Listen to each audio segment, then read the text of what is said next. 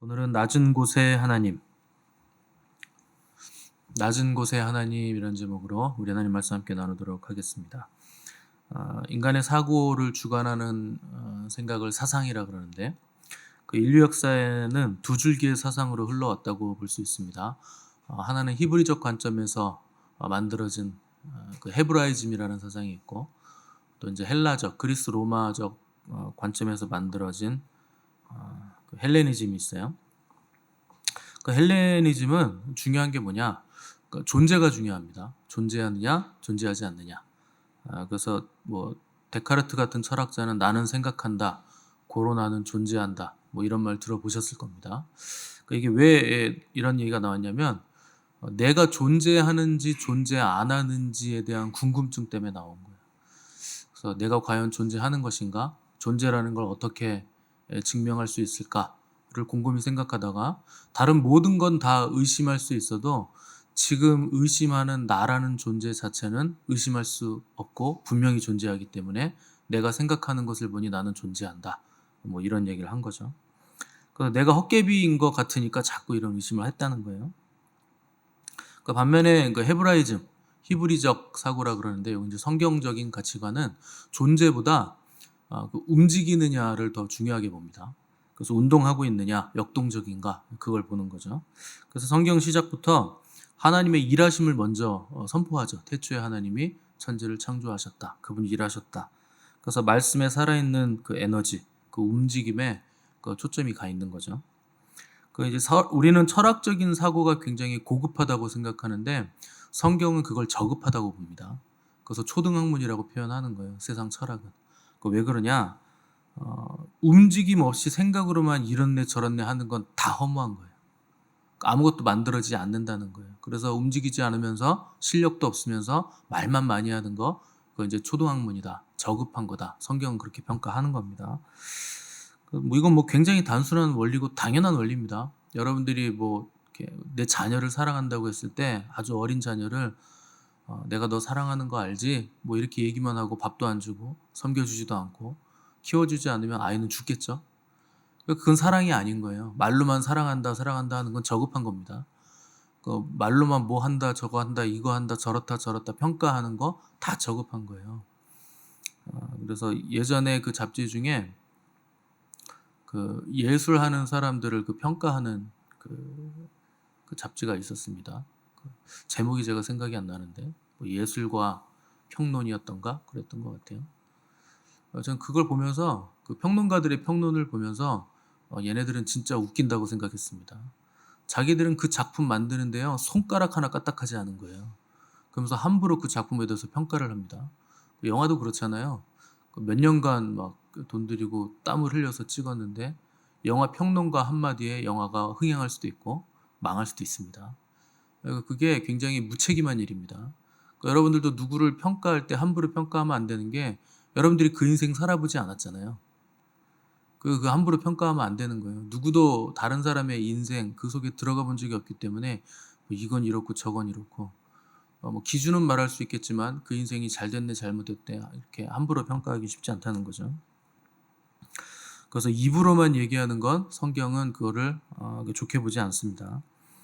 그래서 하나님은 사랑이시기 때문에 태초부터 하나님은 계속 움직이세요. 그래서 우리를 사랑하시기 때문에 우리를 위해서 계속 움직이신다. 그래서 천지를 창조하시고 인간에게 생명을 불어넣으시고 또 숨쉬게 하시고 또 우주 만물도 운행하시고 날과 달과 계절과 절기를 순환케 하셔서 무언가를 계속 만들어내시는 거죠. 그 창세 이후로 하나님께서 하시는 일은 계속 그런 일을 하고 계시는 거예요. 근데 온 우주 만물은 그렇게 하나님에 의해서 돌아가는데 인간은 희한하게도 하나님은 없다고 자꾸 우깁니다. 그 이제 죄가 인간을 그렇게 타락시킨 거죠. 그래서 타락한 인간의 마음은 굉장히 두껍습니다. 그 뚫고 들어가기가 쉽지 않아요. 그래서 두껍고 껍데기가 너무나 많고 방어벽이 굉장히 견고하고 또 인간은 자기를 감추고 속이는데 너무나 머리가 좋고 능수능란해서 그 사람의 속을 우리가 알 수 없죠. 그래서 10길 물속은 알아도 한 길 사람 속은 모른다 그러는 거예요. 그 사람이 사람의 마음을 알지 못합니다. 그래서 너무 두껍고 깊어서 뚫을 수가 없어서 그 깊은 인간의 마음의 벽과 껍질을 뚫고 들어오신 분이 우리 주님이세요. 사람으로는 안 되니까 하나님이 하시는 거죠. 그래서 사람은 사람을 변화시키지 못합니다. 여러분들이 아무리 얘기를 해도요, 사람 안 변해요. 사람이 사람 변화 못 시켜요. 그 사람을 변화시킬 수 있는 분은 주님밖에 없어요. 그래서 하나님만 인간의 마음에 들어가실 수 있습니다. 그래서 사랑으로 뚫고 들어오셔서 우리 마음을 다스리시는 분이 우리 주님이세요. 그렇게 들어오셔서 주님 우리에게 주시는 것이 그 말씀과 성령입니다. 성령님을 통해서 우리 안에 계시고 또 말씀을 통해서 우리를 다스리시고, 그래서 주님이 너희가 내 안에 거하고 내 말이 너희 안에 거하면 이라는 단서를 붙이세요. 그 말씀이 우리 안에 거하면 주님이 우리 안에 거하시는 증거가 된다는 거죠. 그래서 우리가 누구 마음에 들려면 그 사람 말대로 움직이면 됩니다. 여러분 주님 사랑하시고 싶고 주님 마음에 드시려면 주님 말씀대로 움직이면 돼요. 단순한 거죠. 남편이 아내 마음에 들려면 아내 말대로 움직이면 되고, 아내가 남편 마음에 들고 싶으면 남편 마음대로 움직이면 됩니다. 그러니까 하나님이 그 사울 왕을 버리시고 다윗을 기름 부으셔서 왕으로 세우실 때, 사무엘에게 기름 부으라고 했을 때 그 뭐 건장하고 괜찮은 사람들 다 패스하고 제일 작고 초라한 다윗을 기름 부으면서 하나님 뭐라 그러시느냐? 내 마음에 합한 자다 그러세요. 그 내 마음에 꼭 든다. 내 마음에 쏙 들어와 있다. 이게 뭐냐? 하나님 말씀대로 움직이는 사람이라는 뜻이에요. 말씀대로 움직이면 그 말을 한 사람, 그 존재 안으로 들어가게 돼 있어요. 그래서 여러분들이 누구 마음에 들려면 말대로 하시고, 하나님을 사랑하고 하나님 마음에 들려면 말씀대로 움직이면 되는 거죠.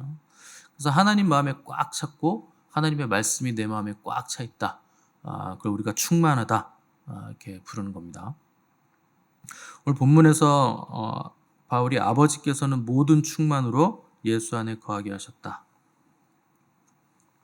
기록을 했는데, 여기 충만이라는 헬라어가 플레로마입니다. 이게 완전하게 채워졌다라는 뜻이에요. 그러니까 말씀이 육신이 되신 예수님 안에 하나님의 모든 충만이 완전하게 채워졌다는 거죠. 이게 성육신의 신비입니다. 그 성육신이라는 라틴어가 그 인카네이션이에요. 그 인카네이션이라는 건 육신이 되다라는 뜻입니다. 그러니까 하나님이 육신이 되셨다. 이건 뭐 신화도 아니고 전설도 아니고 그걸 본 사람들의 생생한 증언이에요. 그 예수님의 제자들이 그 예수님을 뭐 이렇게 진짜 신격화 시키기 위해서 한 말이 아닙니다. 자기들이 본 것을 그대로 증언을 한 거예요. 만약에 예수님의 뭐 그런 분이 아니고 예수님의 제자들도 그런 분이 아닌데 사기치는 거라면 그럴 수 있잖아요. 사기꾼들일 수 있잖아요. 근데 사기꾼들은요, 자기가 전파하는 메시지를 위해서 죽지는 않아요. 예수님도 사람들에게 사기치는 사기꾼이셨다면 그분이 그 사기치는 내용 때문에 십자가에서 죽으실 일이 없어요. 어떤 사기꾼이 자기가 자기 목숨을 내놓고 사기를 칩니까? 사기꾼들은 그런 존재가 아닙니다. 사기꾼을 추종하는 그 밑에 사기꾼 제자들도 자기 사기꾼 스승을 위해서 똑같이 스승처럼 죽지 않아요. 이건 사기가 아니고 생생한 증언이에요. 그래서 그분은 우리가 체험했다. 눈으로 보고 귀로 듣고 손으로 만진 바 하나님으로 충만하신 육신이 되신 하나님이셨다 하는 것을 증거를 했다는 거예요. 우리가 그 성육신의 신비를 볼 때 빌립보서 2장 5절 이하를 필수적으로 봐야 되는데 한번 찾아보시죠. 바로 앞장이 빌립보서입니다. 2장 넘기시면 빌립보서 2장 5절에서 11절까지 말씀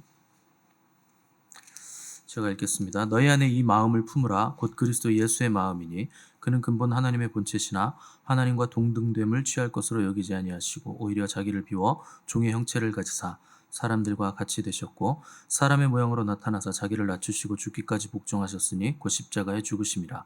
이러므로 하나님이 그를 지극히 높여 모든 이름 위에 뛰어난 이름을 주사 하늘에 있는 자들과 땅에 있는 자들과 땅 아래에 있는 자들로 모든 무릎을 예수 이름에 꿇게 하시고 모든 입으로 예수 그리스도를 주라 시인하여 하나님 아버지께 영광을 돌리게 하셨느니라.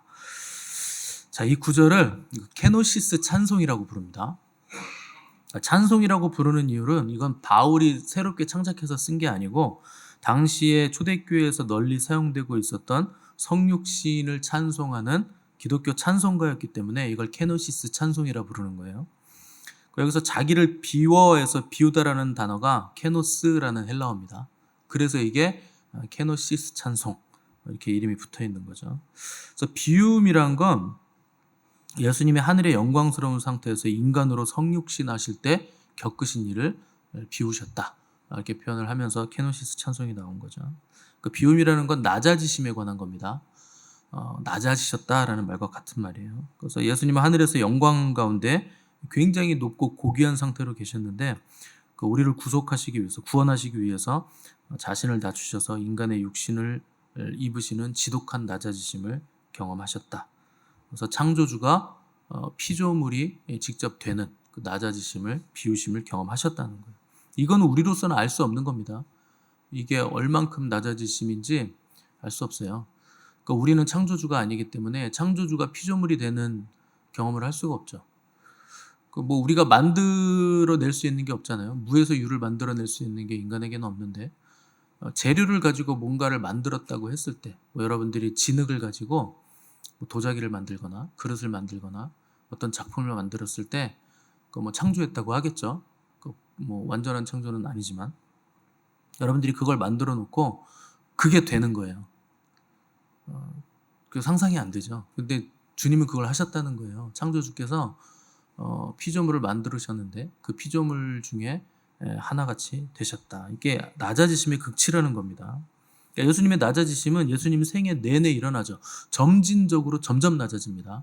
처음에는 하나님이 육신이 되셨다가 고난을 계속 받으시면서 점점 깊어지고 어두워지고 악화되다가 이 낮아지심의 정점이 십자가에서 이제 정점을 찍게 되죠. 놀랍게도 십자가 이후에는 다시 영광을 얻으세요. 그래서 하늘에 오르시게 됩니다. 그래서 바울이 빌립보서를 통해서 너희 안에 이 마음을 품으라고 하면서 그분의 낮아지심을 설명했는데 너희가 이 마음을 품어야 된다는 건 그리스도인들이 그리스도의 낮아지심에 동참하지 않으면 누구도 영광을 얻을 수 없다는 뜻입니다. 낮아지심에 동참하지 않으면 영광을 얻을 수 없다. 참여할 수 없다는 거예요. 그 세례도 마찬가지잖아요. 그 세례라는 건 그리스도 예수와 합하여 세례를 받는 건데 그의 죽으심과 합하여 세례를 받고 그의 살아나심과 합하여 우리도 살아나는 거. 그러니까 물속에 들어갔다가 원래 나와야 되는 겁니다. 세례는 우리는 약식으로 하지만 그 침례교에서는 그 욕조가 있잖아요. 그래서 아예 그냥 들어갔다가 나오는데 들어갈 때는 죽는 거예요. 물속에 들어갈 때는 죽는 것이고 다시 물에서 일어날 때는 살아나는 겁니다. 그래서 나의 옛사람은 죽고 이제 새로운 존재가 돼서 거듭나서 살아났다. 그게 세례의 의미죠.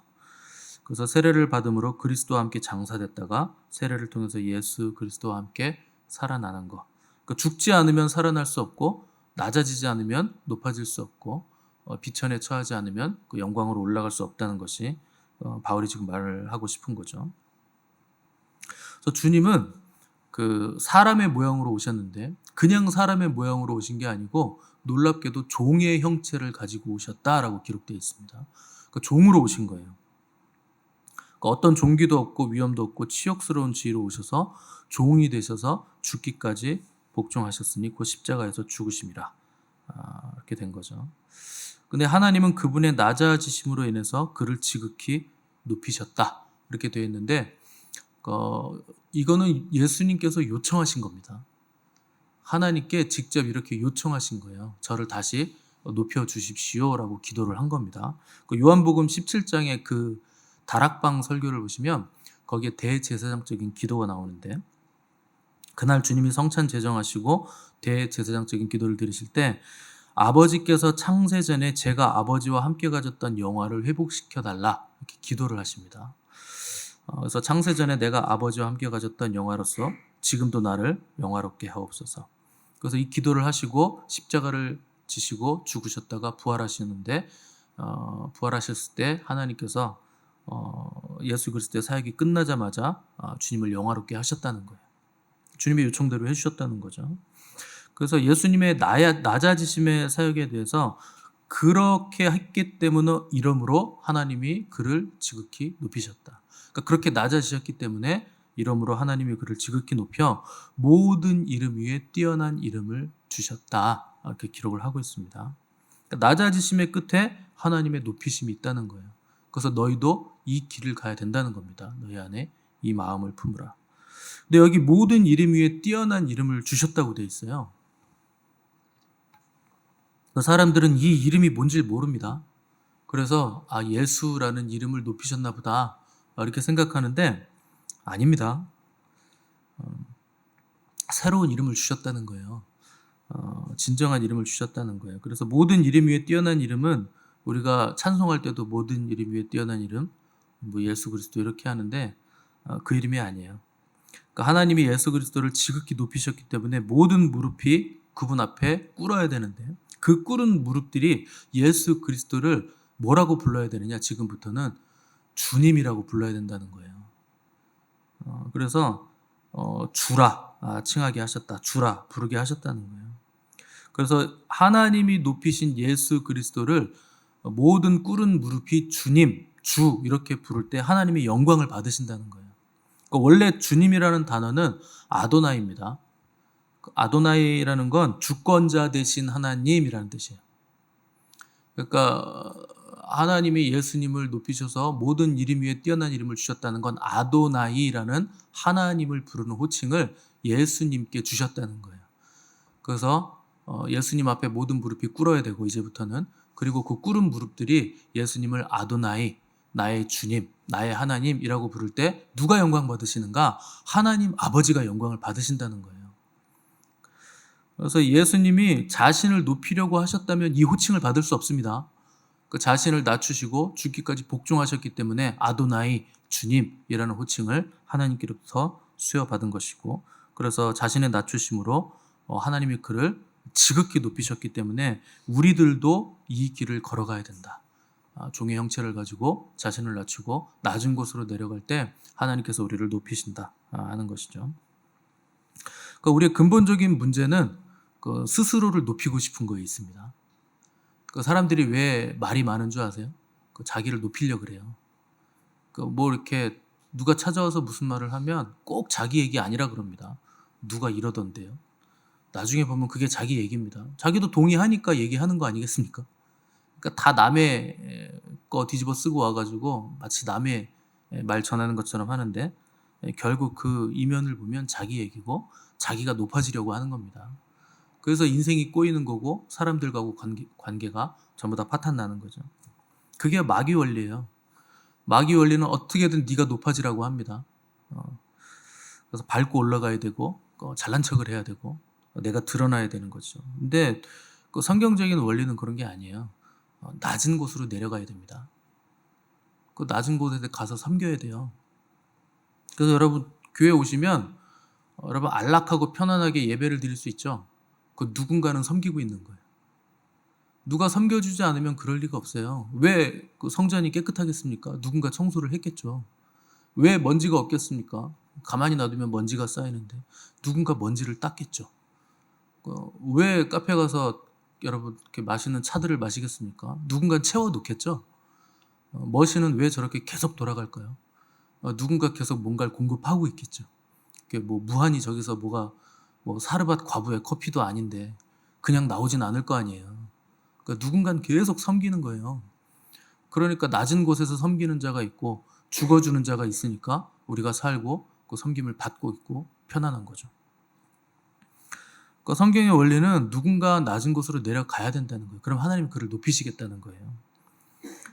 그래서 저도 누구를 뭐 이렇게 세울 때는 그 섬기는 사람 세우지 그 손도 까딱 안 하는 사람들은 잘 안 세웁니다.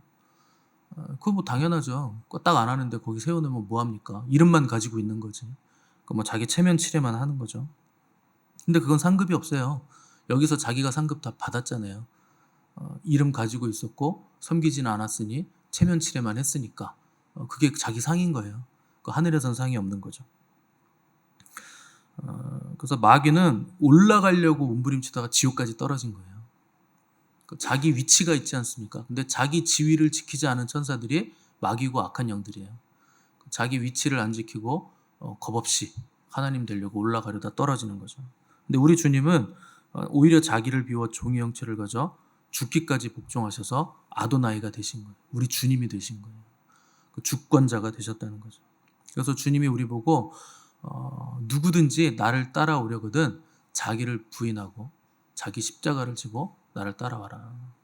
옆으로 따라오라는 게 아니에요. 아래로 따라오라는 거예요. 내려오라는 거예요. 나를 따라 내려와라. 그래서 그는 근본 하나님의 본체시나 하나님과 동등됨을 취할 것으로 여기지 않으셨다는 건 붙잡지 않으셨다. 취하지 않으셨다는 게 손으로 붙잡다라는 뜻입니다.